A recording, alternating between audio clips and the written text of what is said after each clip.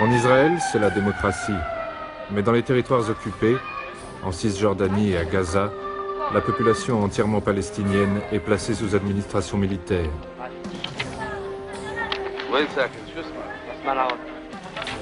Privée de droits civiques. Soumise au contrôle des services de sécurité.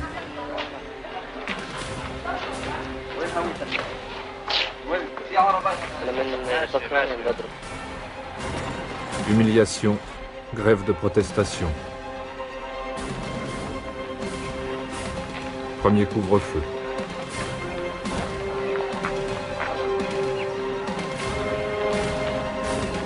Un cycle infernal commence. Très vite, il y a des opérations de résistance, des soldats tués, des attentats. 2000 arrestations les 2 premières années. Presque tous emprisonnés sans être jugés. La prison forge les consciences et développe les réseaux clandestins.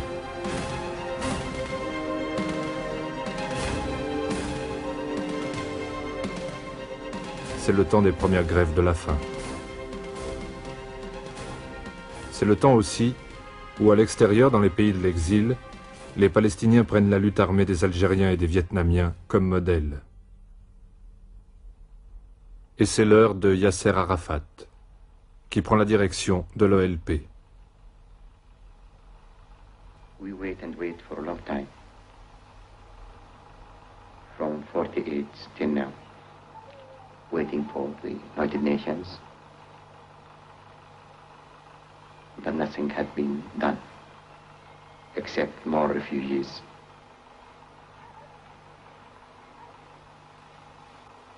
So, we think that the only way is to carry our arms and to fight. You see, we are aiming to establish our Arabic Palestinian states, as I told you, in which Muslims, Jews, and Christians can live in peace, friendship, and justice. A democratic state. And what will be the boundaries of the state you want to establish? The original boundaries, from the sea to the river. De la mer au Jourdain. C'est l'ancien territoire de la Palestine qu'occupe maintenant entièrement Israël. La logique d'Arafat, c'est aussi celle d'un seul État pour tous, juifs et palestiniens, sans exclusion. Arafat continue à refuser le partage.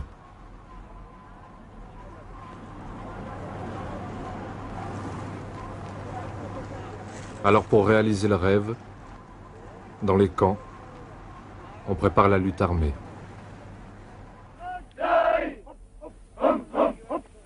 Fatah, Front populaire, Front démocratique. Même les enfants sont entraînés à la lutte armée. Ils seront fédaïm. Ils donneront leur vie pour la cause. Ils donneront aussi la mort. Civils ou militaires, les Israéliens vont payer le prix de la victoire. C'est le temps cruel des colis piégés et des bombes dans les cinémas, les lieux publics et les marchés.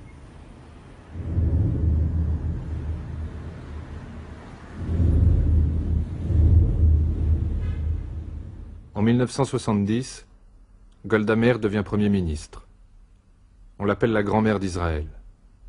Et cette grand-mère dispose du budget militaire le plus élevé au monde, 20% du produit national brut.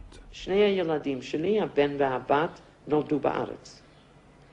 אני מעולם לא הסכמתי לקנות להם צעצוע שיש לזה איזה קשר למלחמה. לא רובה ולא אקדח ולא טנק, אף פעם. מפני שרציתי להאמין שכאשר ילדים שלי יגדלו, כבר לא תהיינה מלחמות בעולם. טעיתי. והילדים שלי גדלו כאן, ומגיל צעיר מאוד הם היו במאבקים. הם היו בגיל צעיר מאוד, היו בהגנה. להגן על היישוב העברי בארץ. כך היה לנו, הייתה מלחמת העולם. אחר כך היה לנו מאבק עם הבריטים. אחר כך הייתה מלחמת השחרור. אחר כך הייתה מלחמת סיני. זה היה בניגוד לרצוננו, למחשבתנו, לחלומות שלנו. ואני רוצה להגיד רק דבר אחד. אשרנו שבמדינה הזאת יהודים יכולים להגן על חייהם. Pour elle, il n'y a pas de peuple palestinien. Il n'y a que des ennemis qu'il faut chasser. Israël venge ses morts au centuple, frappe tous les fédayines, partout où ils se trouvent.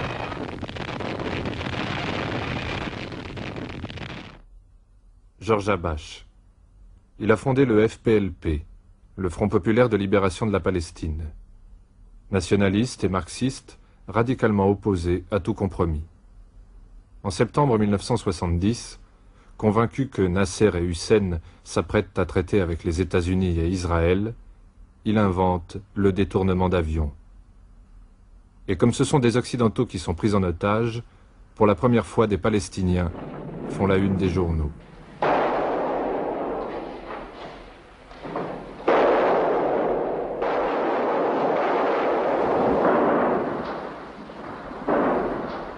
Il n'y a pas de victime à Zarqa, mais le roi Hussein de Jordanie a compris le message.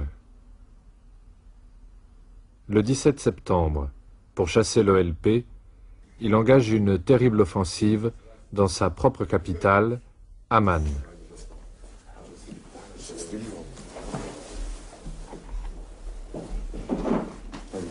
Il n'existe presque pas d'image de ces journées de septembre, qui font au moins 3000 morts parmi les fédayines.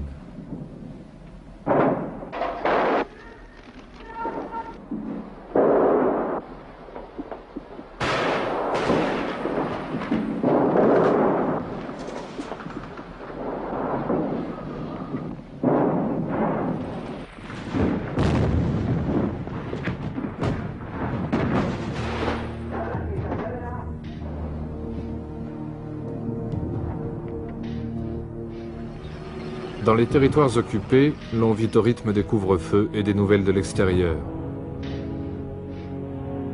Nasser est mort. Et les transistors annoncent aussi le désastre de Jordanie. Ce mois de septembre est bien noir pour les Palestiniens. L'ELP est durement frappé. Le protecteur égyptien est mort et la libération semble à nouveau bien lointaine.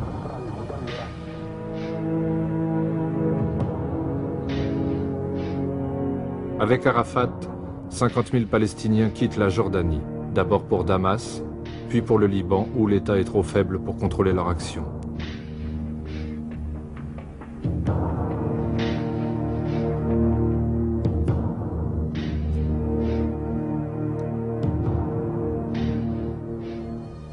Maintenant, le terrorisme va se déchaîner. Et pour commencer, le Premier ministre jordanien, Wasfi Tal, assassiné pour venger les morts d'Amman.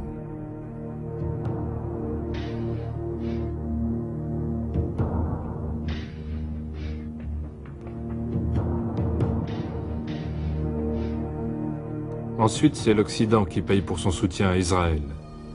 En Hollande, en Italie, en Allemagne.